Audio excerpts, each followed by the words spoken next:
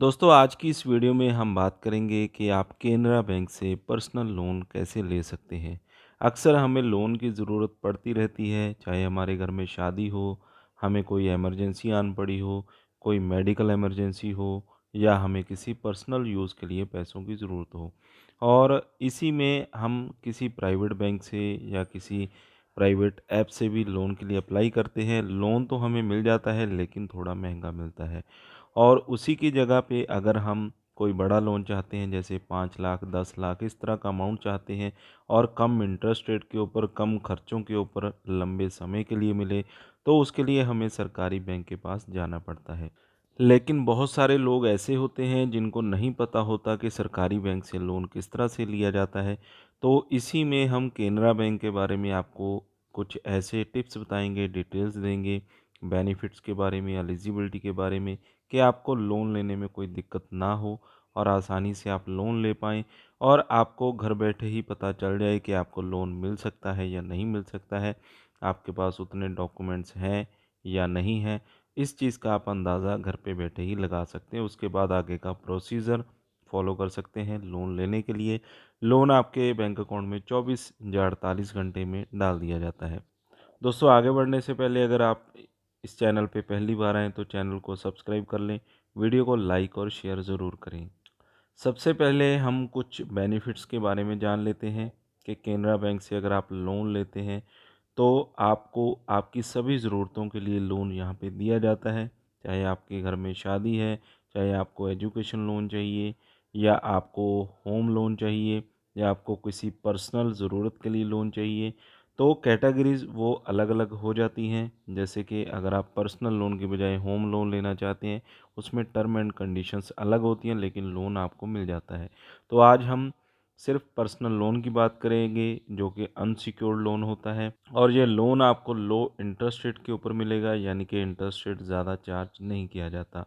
और इसी बीच आपको ये लोन 12 महीने से लेकर 84 महीने के लिए दिया जाएगा, यानी कम से कम 12 महीने 1 साल, ज़्यादा से ज़्यादा 7 साल के लिए आप ये लोन ले सकते हैं और आसानी से जितना भी लोन आपने लिया है उसकी किस्तें बनवा सकते हैं।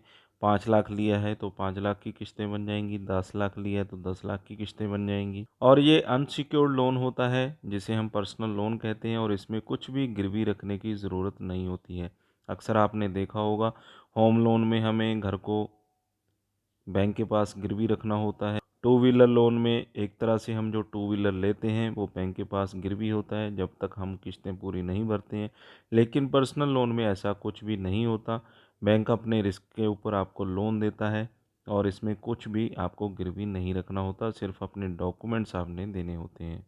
यहीं पे अगर हम एलिजिबिलिटी की बात करें कि कौन कौन लोग यहाँ पे लोन ले सकते हैं और किस किस को ये लोन मिल सकता है, तो अगर आप स्टेट, सेंटर या प्राइवेट या किसी एजुकेशन सेक्टर में जॉब करते हैं या किसी इंस्टीट्यूट में जॉब करते हैं, इसके अलावा आप किसी मल्टीनेशनल कंपनी में काम करते हैं, कोई इस तरह की कंपनी है जो प्राइवेट लिमिटेड है उसमें काम करते हैं, तो आसानी से लोन आप यहाँ पे ले सकते हैं।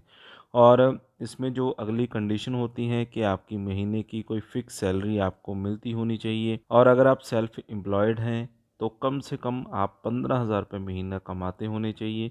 अगर आप सैलराइड हैं तो भी आपकी जो सैलरी है वो 15,000 रुपये कम से कम आपके बैंक अकाउंट में आती होनी चाहिए। अगर आप कैश में सैलरी लेते हैं, बैंक अकाउंट में आपकी जो सैलरी है शो नहीं करती, तो आपको लोन लेने में दिक्कत आ सकती है। अगर आपकी जो सैलरी है सीधा बैंक खाते में आती है तो आसानी से आप लोन ले सकते हैं। आपकी जो उम्र है कम से कम 21 साल और ज़्यादा से ज़्यादा 65 साल के बुज़ुर्ग के लिए भी लोन अवेलेबल है और इस उम्र के बीच में अगर आपकी उम्र है तो आसानी से आपको लोन मिल जाएगा। सिबिल स्कोर की बात करें तो आपका जो सिबिल स्कोर है 750 या इससे अधिक होना चाहिए, तो ही आपकी जो एलिजिबिलिटी है वो बनती है। सिबिल स्कोर अगर ज़्यादा होगा तो कम इंटरेस्ट रेट के ऊपर आपको लोन दिया जाता है और सिबिल स्कोर अगर कम है तो भी कई बार आपको लोन दे दिया जाता है लेकिन उसमें इंटरेस्ट रेट बैंक ज़्यादा चार्ज करता है। तो ये चीज़ आपको बैंक में ही बताई जाती है और ये प्रोसेस बैंक के द्वारा ही फॉलो किया जाता है। और डॉक्यूमेंट्स की अगर हम बात करें कि कौन कौन से डॉक्यूमेंट आपको यहाँ पे देने पड़ेंगे, अगर आप कोई जॉब करते हैं तो आपको आइडेंटिटी प्रूफ देना होगा, यानी कि आपकी एक आइडेंटिटी, उसमें आप Aadhaar card, voter ID card, PAN card, driving licence, इनमें से कोई भी एक दे सकते हैं, पासपोर्ट भी दे सकते हैं। इसी के बीच में अगर आप एड्रेस प्रूफ देंगे तो उसमें भी Aadhaar card, voter ID card, PAN card, driving licence या पासपोर्ट, इनमें से कोई एक दे सकते हैं। और दोनों में आपको डिफरेंट डिफरेंट देना होगा, यानी कि अगर आइडेंटिटी प्रूफ में आधार कार्ड दिया है तो एड्रेस प्रूफ में आपको ड्राइविंग लाइसेंस देना होगा।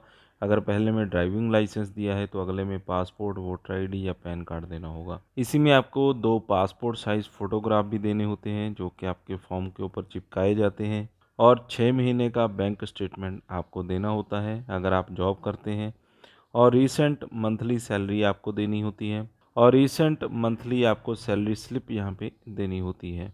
इसी में अगर आप सेल्फ एम्प्लॉयड हैं तो आपको जो डॉक्यूमेंट देने होंगे आइडेंटिटी प्रूफ में सेम डॉक्यूमेंट है, Aadhaar card, voter ID card, PAN card, driving licence, passport, इनमें से कोई भी एक दे सकते हैं। एड्रेस प्रूफ में भी सेम प्रोसेस रहेगा, इनमें से कोई भी आप एक दे सकते हैं। और इसमें भी आपको 2 पासपोर्ट साइज़ फ़ोटोग्राफ चाहिए होंगे। लेटेस्ट 6 मंथ की बैंक स्टेटमेंट यहाँ पे आपको देनी होती है। इनकम टैक्स रिटर्न यानी कि आईटीआर के डॉक्यूमेंट्स आपको देने होते हैं सेल्फ एम्प्लॉयड केस में। और अभी आप सोच रहे होंगे कि आपके पास डॉक्यूमेंट भी है, सभी टर्म एंड कंडीशंस भी आप पूरी कर रहे हैं, और इसमें आपको इंटरेस्ट रेट कितना चार्ज होगा, प्रोसेसिंग फ़ीस क्या रहेगी और जो चार्जेस हैं वो क्या रहेंगे। तो 0.5% प्रोसेसिंग चार्ज आपको यहाँ पे लगेगा। आपका जितना भी लोन अमाउंट है और उस पे 0.5% के हिसाब से आपको प्रोसेसिंग फ़ीस देनी होती है। इंटरेस्ट रेट आपको 8% से 12% के बीच में चार्ज होता है, और कुछ केसेस में आपको ये 8% से लेकर 16% तक भी चार्ज हो सकता है। यह बैंक के ऊपर डिपेंड करता है कि वो आपको किस इंटरेस्ट रेट के ऊपर यहाँ पे लोन प्रोवाइड करते हैं।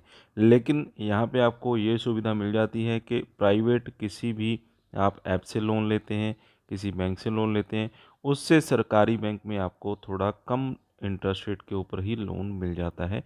तो ये सहूलत आपके लिए अच्छी रहती है। और अगर आप अपनी जो किस्त है या इंस्टॉलमेंट है उसको टाइम से नहीं पे करते हैं तो उसके ऊपर कुछ पेनल्टीज़ भी होती हैं और उस पर कुछ फ़ाइन भी लगता है। तो हमेशा कोशिश कीजिए आपकी जो किस्त होगी लोन लेने के बाद वो आप टाइम से ही पे करें। और अब आप सोच रहे होंगे कि आपको जो केनरा बैंक में लोन अप्लाई करना है वो किस तरह से आप कर सकते हैं। तो यहाँ पे 2 तरीक़ों से आप लोन अप्लाई कर सकते हैं।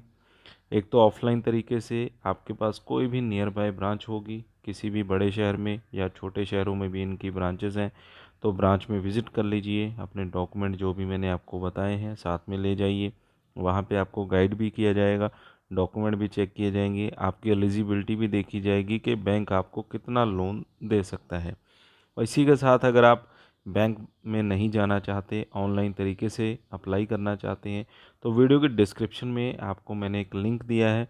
उस लिंक पे पैसा बाज़ार का वो लिंक है, तो उस पे आपने क्लिक करना है। वहाँ पे एक फॉर्म मिलता है आपको एलिजिबिलिटी चेक करने के लिए, उस फॉर्म को आपने फिल कर देना है। उसके बाद आपकी एलिजिबिलिटी चेक कर ली जाती है, पैसा बाज़ार के एग्जीक्यूटिव आपको कॉल करते हैं और आपकी एलिजिबिलिटी के हिसाब से आपको बता देते हैं कि कितना लोन आपको मिल सकता है। तो दूसरा प्रोसेस ये रहता है। इसके अलावा आपको वेबसाइट का लिंक भी दे दिया है, उस पे कस्टमर केयर का आपको नंबर मिल जाएगा। कस्टमर केयर के नंबर पे आप कॉल करके पूरी जानकारी भी ले सकते हैं और लोन के बारे में आपको पूरा गाइड भी कर दिया जाएगा। 24/7 की आपको सर्विस मिल जाती है। तो केनरा बैंक से लोन लेने के लिए सिर्फ आपको यही प्रोसीजर फॉलो करना होता है। तो इतने ही डॉक्यूमेंट चाहिए होते हैं और यही टर्म एंड कंडीशंस होती हैं। बेसिक डिटेल्स मैंने आपको बता दी है। अगर आप ऑफलाइन जाते हैं बैंक में तो बड़ी ही आसानी से आपको 24 या 48 घंटे के अंदर लोन प्रोवाइड कर दिया जाता है। तो दोस्तों वीडियो में बस इतना ही। वीडियो अच्छा लगा हो तो वीडियो को लाइक और शेयर करें। चैनल पे अगर पहली बार आएँ तो चैनल को सब्सक्राइब कर लें, साथ में दिए गए बेल आइकन को ज़रूर दबा दें।